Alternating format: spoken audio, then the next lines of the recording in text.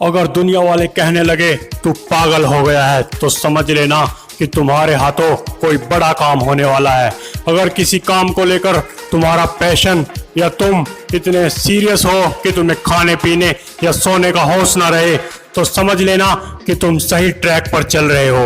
एक कार बनाने वाली कंपनी फोर्ड के मालिक हेनरी फोर्ड ने कहा कि मुझे एक 8 सिलेंडर वाला इंजन चाहिए। उसके इंजीनियर्स ने कहा ये हो नहीं सकता, ये तो पागलपन है, जो आज तक कभी नहीं हुआ उसके लिए पागलपन की क्या जरूरत है। लेकिन फोर्ड तो पागल हो चुके थे कि मुझे परवाह नहीं कितने पैसे लगेंगे, कितना समय लगेगा, लेकिन मुझे एक इंजन में 8 सिलेंडर चाहिए।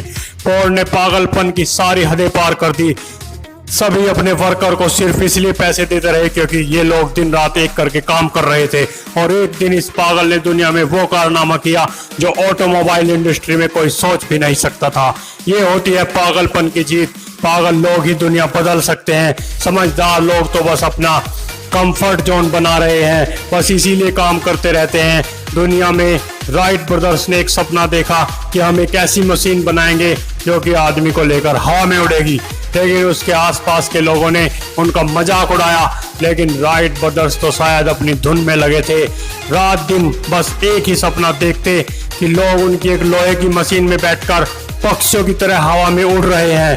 पहला प्रयोग किया, कुछ दूर उड़कर उनका एरोप्लेन गिर गया तो फिर लोगों ने कहना शुरू कर दिया कि ये दो भाई पागल हो गए हैं, इनकी पागलपन की सनक इनको बर्बाद कर देगी। लेकिन वो पागलों की तरह दिन रात मशीन बनाने में लगे रहे। और फिर एक दिन दो भाइयों ने वो काम किया जिसे दुनिया असंभव मान रही थी और पहला एरोप्लेन उड़ाया तथा दुनिया को दिखाया कि ये दुनिया पागलों ने ही बदली है।